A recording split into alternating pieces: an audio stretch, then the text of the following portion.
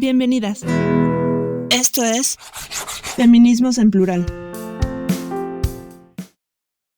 Bienvenidas, bienvenidos, bienvenides a su programa Feminismos en Plural. Mi nombre es Fernanda Pasos y del otro lado está Liliana Juárez Cervantes. Bienvenidas a todas. Bueno, pues nos tardamos un poco en sacar este episodio porque realmente ha sido muy complicado mantenernos al tanto de todo lo que está ocurriendo en el país. Esta temporada está muy pegada a la política electoral, pero tiene una razón de ser, y es que en este contexto de mucha violencia que estamos viviendo en este país, el proceso electoral nos atraviesa en múltiples niveles y ya ha dividido de tal manera a la sociedad mexicana que de verdad lo que suceda el día domingo 2 de junio, va a cambiar por completo el rostro de este país. Estamos hablando de cambios en 9 entidades federativas, como gobiernos subnacionales, si les quieren llamar así en otras latitudes. Estamos hablando de cambiar el Congreso de la Unión. Tenemos 2 cámaras legislativas, en el caso mexicano, Cámara de Diputados, Cámara de Senadores. Estamos hablando de múltiples presidencias municipales que están en juego y congresos locales, pero sobre todo, y lo más politizado que está en este país, yo creo que desde el año 2006 no veíamos una competencia tan intensa, pues es la lucha por la presidencia de la República. Por primera vez en la historia de este país vamos a tener una mujer presidenta de la República. Lo siento, Maynes no está compitiendo, perdón, está ahí decorando. Y tener esta posibilidad de tener una nueva forma de entender la política a partir de un rostro de mujer, creo que nos obliga a reflexionar cómo llegaron estas mujeres y sobre todo lo violento que ha sido este proceso electoral para muchas mujeres. En el episodio anterior tratamos el tema un poco de mujeres y candidaturas políticas.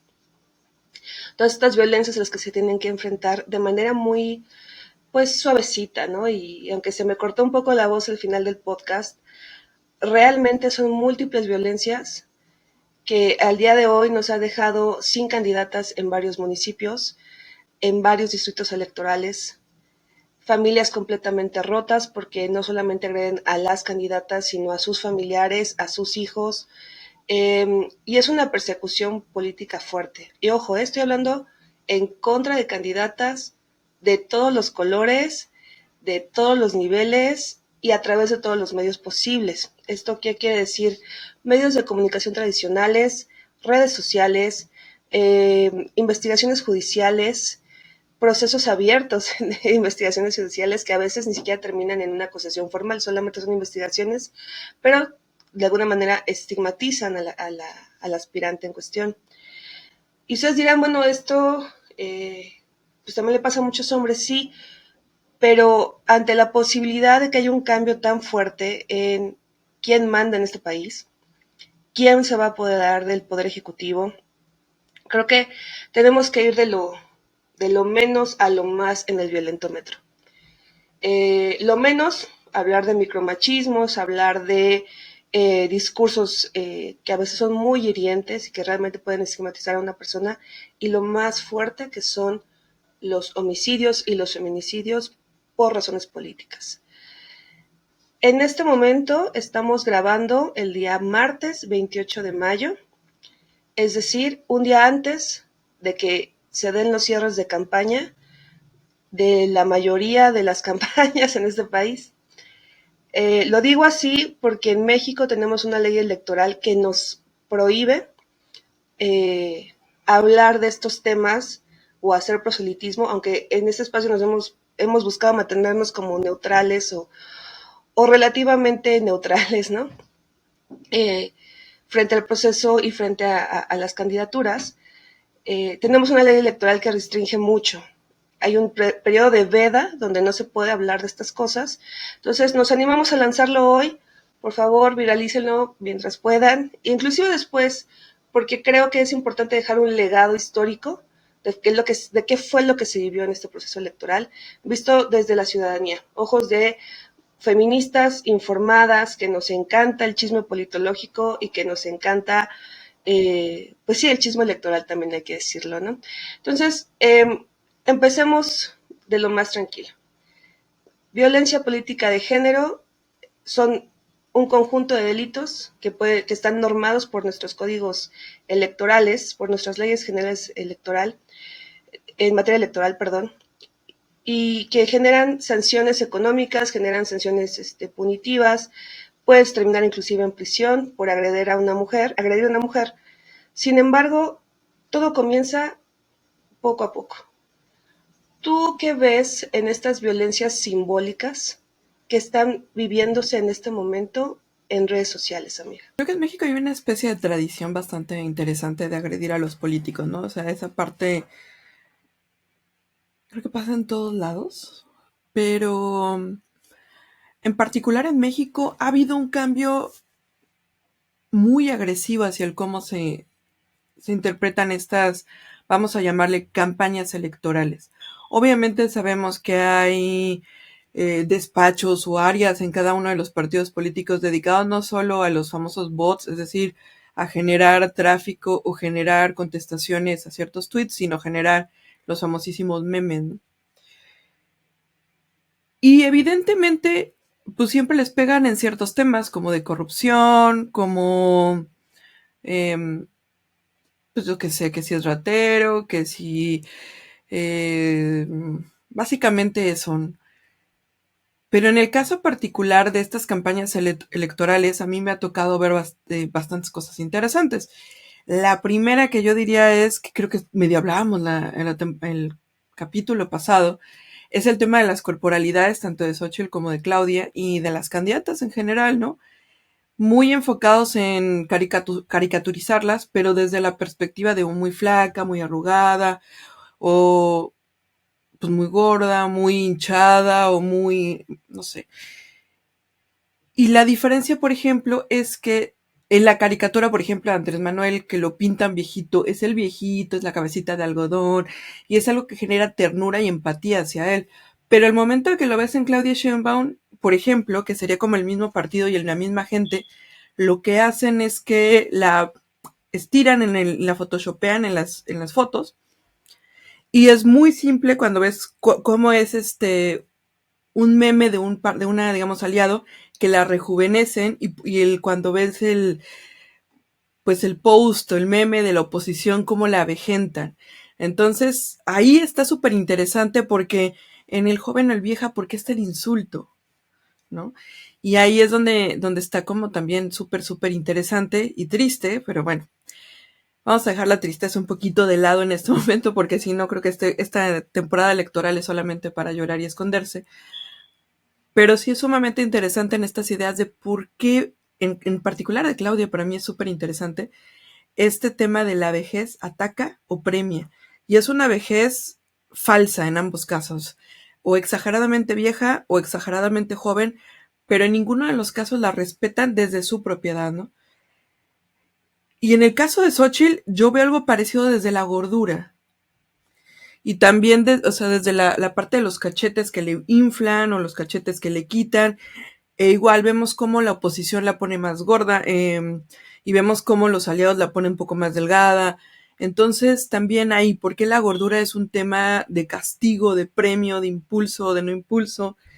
Y ahora ya no hablemos de las otro tipo de violencias mucho más gráficas, donde por alguna extraña razón en México, bueno en general, pero en México voy a hablar en particular, se habla de lo sexual mucho para hablar de sumisión y rendición, ¿no? Y cuando estamos hablando de las candidatas presidenciales, yo en particular he visto hacia Xóchitl, hablando de temas de felaciones, hablando de temas muy gráficos y muy eh, vulgares en el tema sexual, pues está desde la oposición. Ahora, esto no quiere decir que no exista hacia el tema de los hombres, ¿no? O sea, de hecho, por ejemplo, se habla mucho de la relación de Andrés Manuel con Donald Trump en términos sexuales, pero quiero aclarar que por más que se vulgaricen, vamos a decirlo así, en la relación entre con un candidato hombre o con una figura política hombre, no es el mismo nivel de agresión que si la misma frase la utilizan para una mujer. Entonces también en ese sentido se vuelven campañas durísimas en contra de elementos que no tienen nada que ver con sus proyectos políticos y sus propuestas de política pública. Ojo, ¿no? Esto no quiere decir que no tengan críticas y ojo, no quiere decir tampoco que no sean o que sean buenas o sean malas, pero siento que estas agresiones están ahí, ¿no? ¿Cuáles son estas agresiones? También valen muchísimo la pena. ¿Por qué se burlan, por ejemplo, de su flaqueza, de su gordura, de su forma de hablar? En fin, ¿no? Estas corporalidades bastante interesantes. Ya sé que yo estoy obsesionada con las corporalidades, pero es que también es lo que veo, lo que observo, y en estos lenguajes y ataques y es que también ellas se defienden con esto. Para mí fue muy simbólico en el último debate, Fer, no sé si para ti también lo fue, cómo se presenta. En tema de la vestimenta, para mí también fue interesante. Yo sé que a lo mejor para ustedes no les llama tanto la atención, como aquí a mi amiga Fer, que le encanta eso de cómo se visten, pero igual, ¿no? ¿Qué nos dice o qué nos está diciendo, por ejemplo, el cómo se va vistiendo Sheinbaum a lo largo de la campaña y con qué color se presenta en un contexto donde la han tildado de ser opositora al movimiento feminista y donde venía la marea rosa, donde llega y se presenta con un color entre morado y rosa al debate, ¿no? Y luego Xóchitl viene y se presenta con un huipil azul. También eso me dice a mí muchas cosas y muchos simbolismos y mucho significado. Entonces digo, no solo es un ataque, digamos, hacia sus corporalidades, pero también ellas están respondiendo con las propias corporalidades. Ahora, eso no quiere decir que sean aliadas ni por lo menos, ¿no? O sea, lo cual también es triste porque las están atacando con las mismas armas a las dos, pero tampoco se alían en ese sentido como para defenderse y decir, oigan, la campaña no debería ir por ahí, ¿no? Pues no sé, tú qué ves en ese sentido? Híjole, me hiciste recordar un montón de memes y cosas horribles que ves en redes sociales, ¿no? Por ejemplo, palabras, solamente voy a anunciar algunas palabras. Rata, botarga, lagartija. ¿Qué otra cosa he visto? India ladina, judía, católica mocha, em, cosas tan denigrantes en tantos niveles que va desde lo religioso y lo étnico hasta la forma de comportarse, ¿no? A Xochitl la criticaron un montón por una menta o un chicle que dejó botado por ahí y porque es muy mal hablada. A Sheinbaum le criticaron un montón porque por más que quiere no puede sonreír porque ya le metieron tanto botox que ya le cuesta trabajo sonreír. Recientemente estaba viendo un spot que le hacen cantar con una guitarrita. La señora no es de ese tipo de políticas, pero la forzan, ¿no? La forzan a ser la trovadora estrella, ¿no? Y por el otro lado ponen a una mujer que le cuesta mucho trabajo entrar en cierto tipo de zapatos, evidentemente por su corporalidad, porque no es lo mismo andar en tacones si pesas, no sé, 50 kilos, así tienes un problema de sobrepeso u obesidad, y que evidentemente eso genera molestia en tu piel. Ella, vi varios videos que decía, quítenme los zapatos porque yo no quiero andar con este tipo de zapatos, porque yo ando con otro tipo de zapatos, otros modelos que son muchísimo más cómodos para mi tipo de pie, para mi tipo de peso y demás. Parecen nimiedades, pero, pero son importantes porque nos dicen cómo los asesores te transforman y cómo los asesores te dicen, está bien atacar a tu oponente de esta forma o si le etiquetas de esta forma. Ahora, eso es en cuanto a la imagen pública. Por otro lado están las gestiones y creo que eso debería ser algo muy valioso y que debería ser utilizado para realmente confrontar ideas políticas. Hemos visto poco de eso. Narcocandidata, la candidata de las mentiras, corrupta, mujer infantilizada y que depende de un montón de hombres que toman decisiones. Hemos visto cada agresión. El proyecto en sí mismo, perdónenme, si las dos dicen que ya tienen un proyecto acabado, entonces no han escuchado a la mitad del país, porque la mitad del país está en contra de una candidata y la otra mitad del país está en contra de la otra candidata. Así de politizados y así de polarizados estamos en este país. Si tú dices que tú ya traes tu proyecto de nación completamente organizado de la letra A a la letra Z, ¿Y qué va a pasar entonces en la etapa de transición? No se supone que la etapa de transición es para la generación de un Plan Nacional de Desarrollo en la que escuches a un montón de voces que son distintas a las tuyas en la propuesta original de tu partido.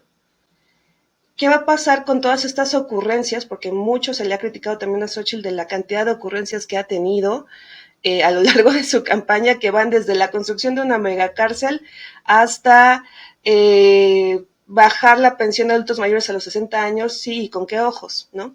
Entonces, pensemos eso, ¿no? Hay una cosa en la que tenemos que pensar cuando hablemos de la oponente.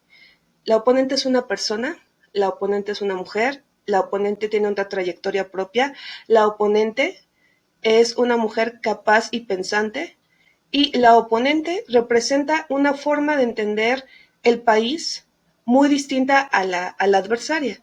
Eso no quiere decir que las dos estén completamente equivocadas y es negro o blanco o rojo o azul, no. Tienen una lectura muy particular de lo que está pasando en el país y qué proyecto de nación tienen. Sin embargo, y déjenme, les aclaro, México es plural. Y aunque te digan negro y blanco, rojo y azul, hay un montón de matices alrededor que si bien de alguna manera te corres a un lado, porque pues, son las únicas opciones que realmente el sistema te está dando, perdón Maynes otra vez, pero perdón Maynes, las que pueden ganar son ellas dos, si el sistema de partidos políticos se está generando dos bloques, prácticamente un bipartidismo artificial, articulado por tres partidos políticos de un lado y tres partidos políticos del otro lado, y una naranja que está en medio que no sabe ni qué onda y que trae un montón de problemas internos. ¿Qué es lo que tenemos que observar al final de los días? Que pasando el 2 de junio este país va a ser otro, sí, pero que este país va a requerir liderazgo político de mujeres sensatas, que sean capaces de escuchar qué de eso que me hace diferente a esa persona o a ese bloque o a ese movimiento realmente se parece a lo que yo estoy proponiendo y que no, y el que podemos conciliar. Sé que parece un sueño guajiro por lo caliente que está este proceso electoral, créanme, lo sabemos, platicando en el trabajo con personas que me doblan la edad, me dicen, mira, Fer, nosotros, a nosotros, particularmente una persona muy cercana a la que quiero mucho, una persona de 75 años, me dice, a mí me tocó la guerra sucia, a mí me tocó Lecumberri, a mí me tocó la reforma del 77, la del 94, ver a Fox llegar, creer que Calderón era otra cosa, creer que Peña Nieto era otra cosa, creer que López Obrador era otra cosa. Me han tocado un montón de cambios en este país y son cambios que si bien en algunas ocasiones han sido graduales y programáticos, en muchas cosas también han sido rupturistas y en muchas cosas también nos han llevado a alcanzar más de lo que estábamos esperando en su momento. En este momento tenemos un país sumamente polarizado, sumamente dividido, pero ello no nos tiene que obligar a estigmatizar de tal manera a la oponente o a la adversidad política que la deshumanicemos. Eso es algo que tenemos que tener bien claro. Algo que me criticaban mucho en la semana un ex colega de generación de la carrera, ¿cómo vas a votar por X persona? ¿No? Digo, espérame, yo tengo amigas en todos los partidos políticos que son feministas y muchas amigas que no están en ningún partido político que se van a abstener o que van a anular su voto, y eso no las hace más ni menos. Las hacen feministas con preferencias electorales parecidas o distintas a las mías, pero que además están súper conscientes de una cosa, que después del periodo electoral, que después de la jornada electoral, van a seguir haciendo el mismo trabajo comunitario que han venido haciendo a lo largo de los años. Y que la política no se acaba en la política electoral.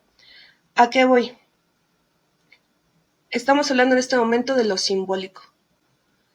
Simbólico, por ejemplo, como lo que sucedió en el debate electoral, en el último debate, donde se habló del uso político de la Virgen de Guadalupe. Ese es un uso simbólico de una imagen femenina. Eso es lo simbólico. Pero ¿qué pasa cuando lo simbólico pasa a lo físico? ¿Qué pasa cuando la agresión no se queda en lo verbal y la agresión pasa a agresión sexual, a agresión física, a agresión psicológica, a agresión económica o inclusive a un feminicidio? lo platicábamos en otro momento. Es muy polémica la persona que lanzó ese concepto de feminicidio político, pero, pero sí, muchas de las mujeres que son referentes académicas o son referentes en la política nacional han sido también agredidas en este proceso electoral, provenientes de la sociedad civil, provenientes de la Academia Mexicana, provenientes de partidos políticos, provenientes de los medios de comunicación. Se les ha criticado desde la forma de preguntar a las aspirantes, se les ha criticado desde la forma de cuestionar con documentos académicos o con documentos oficiales, se les ha cuestionado la forma en que están juzgando casos, como en el caso de Norma Piña, la ministra presidenta de la Corte, se les ha juzgado de tal manera que no digo que no sean, que no merezcan ser juzgadas por la sociedad, lo que digo es que no están siendo juzgadas por su trabajo, sino por el hecho de ser mujer y por también el hecho de no darle crédito o posibilidad del disenso. Y eso es muy importante cuando hablamos de política y en términos democráticos, ¿no? Yo no pienso igual que tú, no pasa nada, sigamos debatiendo hasta que podamos construir algo. Y si no podemos construir algo, tú tienes derecho a existir, yo también. No sé tú qué piensas, amiga. Es que hablando un poco de este feminicidio político, vamos a decirle así, me gustó el término. Es que, ¿qué pasa, por ejemplo? Y quiero ver como dos temas o dos áreas de esta situación, ¿no? Porque, por un lado, tenemos estos agresiones directamente hacia las personas, hacia las mujeres, sobre su no trabajo, pero sobre cualquier otra cosa, y la agresión se da, o digamos, el castigo se da de una manera diferente y desproporcionada al castigo, digamos, que reciben los hombres por atreverse a cuestionar o atreverse a castigar o atreverse a enseñar o atreverse a juzgar o lo que sea, ¿no? O sea, el tipo de agresión es distinta, el tipo de, vamos a decirle, castigo es distinto a estas mujeres y el tipo de nivel de agresión es distinta.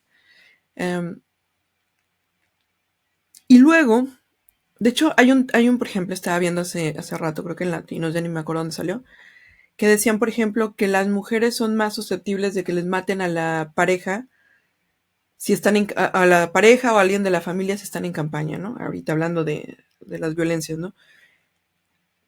¿Por qué? No lo sé, pero estamos hablando de una violencia que se vuelve específica hacia las mujeres de una manera muy concreta y desmedida, que a lo mejor, no sé, el daño es más psicológico, el daño es más constante, si le matan, por ejemplo, al suegro, y entonces empiezan a presionar con el hijo, empiezan a presionar con el marido, empiezan a presionar con quien sea de la estructura familiar de la candidata, pues bueno, el nivel, digamos, de tensión también crece. Y luego por el otro, y también me acordé, creo que fue el caso de Denise Dresser, si no me equivoco, si no ahorita me corriges, que hicieron algo interesante y ahí yo creo que fue una violencia política de género, utilizando la violencia política de género, donde la acusaron de violencia política de género, y vamos a hacer un juego, ¿no? Cada vez que diga violencia política de género shot o algo así. Porque es ridículo, o sea, ¿cómo es posible de que a esta mujer la acusen de violencia política de género cuando claramente no hay una violencia política de género, sin embargo se ejerce esta violencia sobre ella? Y se vuelve en un asunto ridículo donde las mujeres que están prestando sus servicios políticos a ciertas instituciones también están perdiendo de vista este derecho que nos ha costado sangre, sudor y muchas, muchas muertes, el hablar del tema de, bueno, existe esta tipificación y vamos a hacer algo.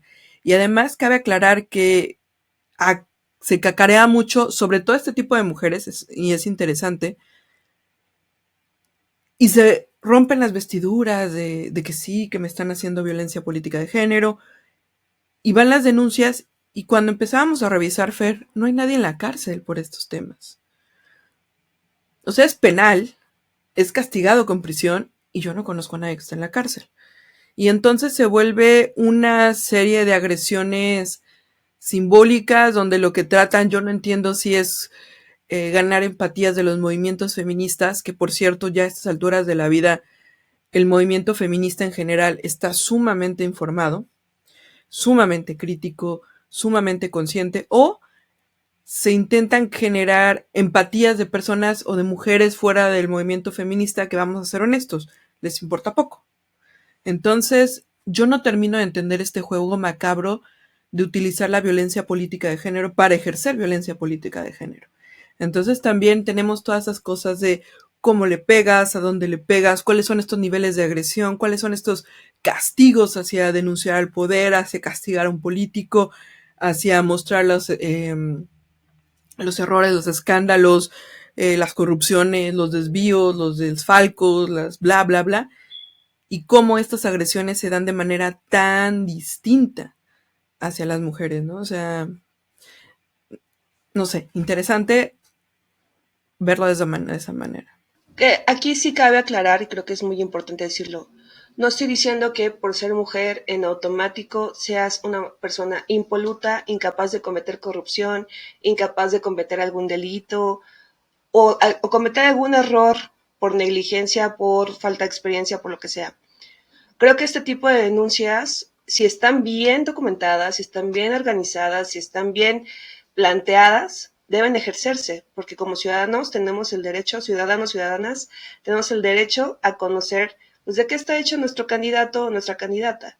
Sin embargo, una cosa es presentar los hechos ante la opinión pública con evidencia, con argumentos jurídicos en caso de que se vayan a la judicialización de la política, que ese es todo un tema aparte. Y otra cosa muy distinta es solamente lanzar una bomba y esconder la mano y es que ni siquiera fuimos nosotros, es que fue tu equipo, es que es traición. Ahorita con,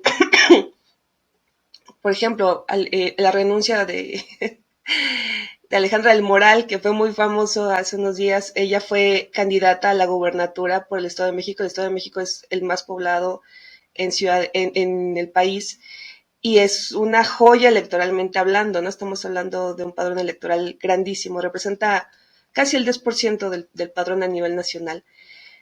Y ella perdió, pero perdió por 8 puntos, o sea, tenía un capital político importante. Un año después se va al partido contrario y fue un linchamiento en redes sociales impresionante. No estoy defendiéndola, también eso es importante. Para mí el chapulineo no es de mi agrado, ¿no? Pero chapulineo aquí en México le decimos cuando cambias de un partido político a otro y eres completamente incongruente con tus principios políticos, ¿no? Con tal de perseguir huesos, ¿no?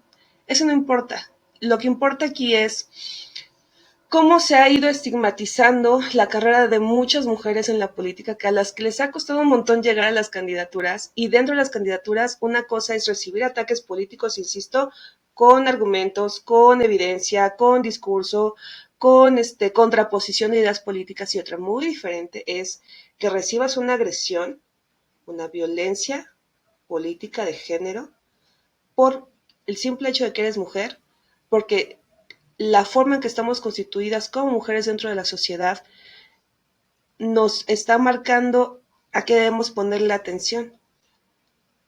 Por ejemplo, lo que hablábamos la vez pasada de la responsabilidad que tienen las mujeres candidatas que son mamás. Si el niño se porta mal, en automático tú eres la responsable. Ese tipo de cosas que no se las cargan a tanto a los hombres candidatos, hay que tener en cuenta por qué se les está cargando más la mano a ellas. Ahora, estamos hablando de aspirantes a la presidencia de la República, pero en este país, con tan poquísimas gobernadoras, es muy interesante lo que está pasando a nivel estatal. Por ejemplo, el caso de Rocío Nale en Veracruz es muy cuestionada, fue secretaria de Energía del presidente de la República actual y está siendo duramente cuestionada por escándalos de corrupción y desvío de recursos públicos. La verdad es que en los debates se ha puesto a leer. La verdad es que le faltan muchas tablas para la confrontación política. Pero eso que nos dice que su partido no le importa capacitar a sus mujeres, por decir de un partido. Del otro lado, no sé, por ejemplo, en el caso de Lucy Mesa, en Morelos. Ella estaba en Morena. Morena dijo, ¿sabes qué? Yo no te quiero, quiero a otro aspirante. ¿Y qué hizo ella? Se fue con el partido contrario y ahorita va avanzando muy fuerte en Morelos, pese a todas las violencias que existen en ese estado para las mujeres. Antes de iniciar este programa, en la mañanera del día de hoy, 28 de mayo, una periodista de Colombia cuestionó al presidente sobre los 34 homicidios y feminicidios de candidatos a aspirantes a puestos de elección popular que tienen registrado formalmente desde que empezaron las campañas electorales, es decir, desde marzo de este año. Hace unos minutos acabo de leer que ya se confirmó la muerte del número 35 en Cuautla, Morelos. Estamos hablando de personas que tenían familia, de personas que representaban un liderazgo comunitario partidista, pero sobre todo que eran una opción para miles de votantes, desde la cual podían elegirlos o no, pero eran una opción dentro del entramado electoral. ¿Por qué es tan importante entender la violencia política de género? Entenderla bien, no para usarla como una arma política, sino para entender cómo el uso, digamos, el uso ligero que le dan al término está enviciándonos como sociedad. No todo es violencia política de género. La Ley General de Delitos Electorales es muy clara en cómo se tipifica y cómo se sanciona. Sin embargo, se está utilizando de una manera, como bien lo mencionabas, Lili, muy a la ligera, muy sin considerar lo que implica realmente ser víctima de este tipo de violencias.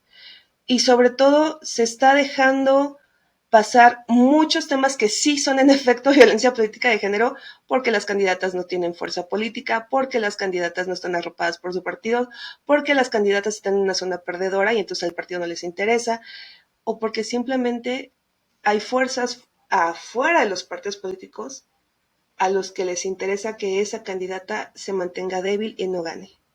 Sí, estamos hablando de delincuencia organizada. En este momento de elección hay estados como Chiapas, hay estados como Zacatecas, donde de verdad se prevé una jornada electoral muy violenta. Eso no quiere decir que en las 30 entidades federativas restantes no vaya a ocurrir violencia, o que esté declarando en este momento como si tuviera una bola mágica en mi poder de aquí va a haber un desastre. No, no, no.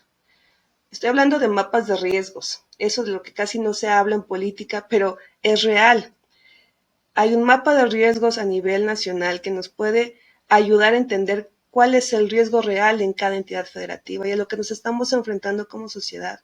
No es lo mismo votar aquí, donde estoy sentada en Ciudad de México, donde si yo quiero me voy con mi mamá, voto, me voy a desayunar y con toda la calma del mundo veo los noticieros, a irme a votar a Tamaulipas, o a irme a votar a Baja California, o irme a votar a Yucatán. Es un ambiente político completamente distinto. Entonces, la violencia política de género nos atraviesa como mujeres desde nuestra posibilidad de votar, es decir, quién realmente me interesa. Primero, ejercer nuestro derecho de voto como mujeres, pero también quién de las posibilidades me interesa y me representa. El simple hecho de tener en la tarima o en la baraja de opciones el rostro de mujer realmente me es suficiente, o el varón que se está postulando por otro partido realmente trae una agenda de género interesante. Que justamente me brincaron dos temas interesantes con eso que estás diciendo, ¿no? Que hablabas de al principio, ¿no? Maine no pinta para nada. Yo creo que Maine sí pinta para algo. Y ese algo es, pues, saber qué caigo de lo de moda y está utilizando el feminismo como moda. Y la está utilizando de manera muy banal, y la está utilizando de manera, pues creo que lo hablábamos hace un par de capítulos, ¿no? Desde esta feminismo de mercadotecnia, ¿no? De vender, de hacer. Y lo está tomando para capitalizar, yo qué sé, sus 25 millones de tweets que va a sacar, o para las reproducciones de su canción, o lo que sea, ¿no? Y está ganando algo ahí. No sé si ya no me queda claro si está ganando dinero de la reproducción de Spotify o si le está tirando a ganar escaños en el Congreso, o mantener el registro del partido, o como se dice, ¿no? Que es quitarle votos a una para que gane la otra, ¿no? Pero sí lo está usando. Y por el otro, que también es cierto, ¿eh? Y valiera la pena decir, porque es el único que se anima a decir las cosas como son, ¿no? Es el único que pronuncia la palabra aborto, en fin, esa es otra historia. Pero por el otro lado, está también este tema que justo me tuiteabas, ya no se usa ese verbo, o cómo se diría ahora en X, ¿Xeabas? Whatever. Me lo roló. Es que no hay verbo, a ver, era tuitear y ahora es xear, yo no sé, bueno. Estas primero cartas de Vivir Quintana, que también, pues si no lo ubican, es la que compuso y cantó la canción de Vivir Sin Miedo. No, Canción Sin Miedo. Compuso la Canción Sin Miedo, que es un himno feminista mexicano y es un himno feminista a nivel Latinoamérica, que me fascina. Y les manda estas cartas y ahora lo convierte en canción, ¿no? Y no, ¿qué les está pidiendo a estas mujeres?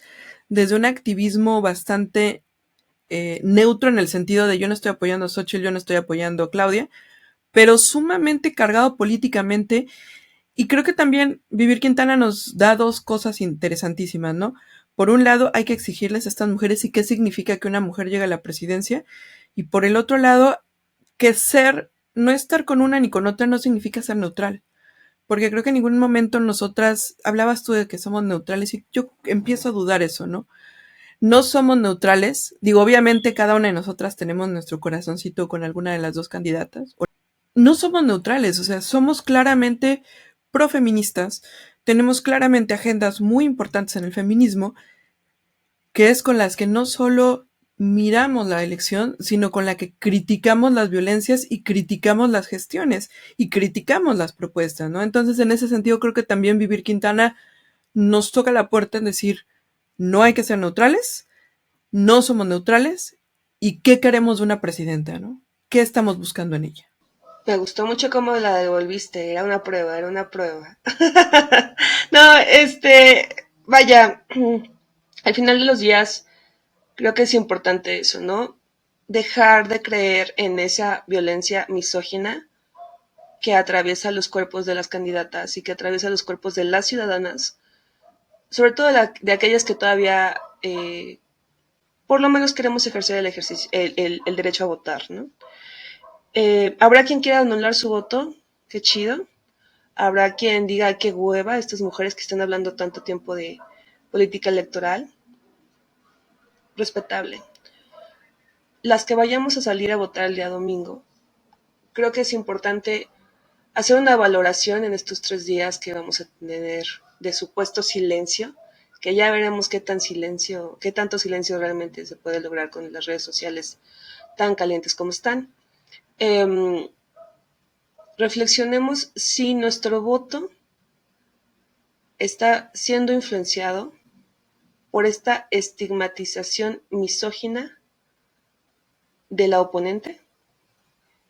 Una cosa es estar o no estar de acuerdo por un proyecto, estar o no estar de acuerdo por el resultado de una gestión, estar o no estar de acuerdo por la esperanza que me mueve esa persona, la emoción que me mueve esa persona. Y otra muy distinta es porque estoy estigmatizando y estoy prejuzgando a esa persona por la cantidad de estímulos que estoy recibiendo al día. Para mí es muy importante este punto porque de verdad que estamos empapados y empapadas de una cantidad importante de spots publicitarios, de propaganda gubernamental, de reels en nuestras redes sociales. Y no sé tú, amiga, pero yo ya estoy muy cansada. O sea, visualmente, energéticamente, el fin de semana me decían, ¿qué hiciste? Me desconecté de todo. No quiero saber de política 24 horas, porque mi mente está cansada de ver cuánto odio en las redes sociales, porque haya decidido o no mi voto todavía, así como millones de personas. Créanme que salir a la calle y ver tu calle llena de pendones publicitarios de vota por X o vota por Y, irte a un viaje de carretera y desde hace 2 años ver espectaculares por todos lados y bardas por todos lados y playeras por todos lados, es agotador. Y si a eso le sumamos la violencia discursiva y física que se está dando entre candidatos, entre simpatizantes de diferentes corrientes político-ideológicas y político-partidistas, realmente lo único que quieres es que esto termine. Entonces, ¿cuándo vayas a votar? Si es que te interesa votar, piensa qué tanto de ese odio te estás comiendo y te lo estás tragando así, sin realmente decir, esto no es algo que me nutre políticamente. Así, que me nutre políticamente. Porque puedo estar o no estar de acuerdo con la oponente de mi candidata o de mi candidato Maynes, si quieres votar por Maynes, pues, para darle pues juego, ¿no? Pero no se vale la aniquilación, la, la, la anulación de la otredad habla más de ti que de la otredad. No sé, amiga, ¿con qué te gustaría cerrar? Me gustaría cerrar no pidiéndoles el voto, sino que recuerden que el voto es uno más de miles de cosas que pueden hacer y que deben hacer o que debemos hacer. Entonces, sí es importante votar, no lo voy a negar. Hay un cierto alasta de misticismo, perdón, yo sé que para nosotros esa primera votación fue un acto místico mágico, pero la política y el ser crítico y sobre todo ser feminista va más allá del votar. Es que votamos y al día siguiente empezamos a criticar, y criticar quiere decir revisar, no echar tierra a la que gane y a la que pierda. Entonces, adelante, vamos a estar ahí con ojo crítico y no crean ni se limiten solo a votar. Pues fue un gusto, como siempre, estar de vuelta acá en las redes con ustedes. Síganos, denos likes, compártanos mientras se pueda. La verdad es que, insistimos, no ha sido una temporada sencilla porque nos han movido muchas emociones. La política electoral también mueve muchas emociones. Y bueno. Antes de despedirme nada más, también le quiero dar un abrazo a todas las que conocemos que se la están jugando para que les vaya bien, y no les vaya bien en términos electorales solamente, sino que terminen esta jornada con salud, terminen esta jornada con dignidad y sobre todo terminen esta jornada con vida. Yo soy Liliana Juárez Cervantes. Mi nombre es Fernanda Pasos y esto fue Feminismos en Plural. Gracias por escucharnos. Hasta la próxima semana.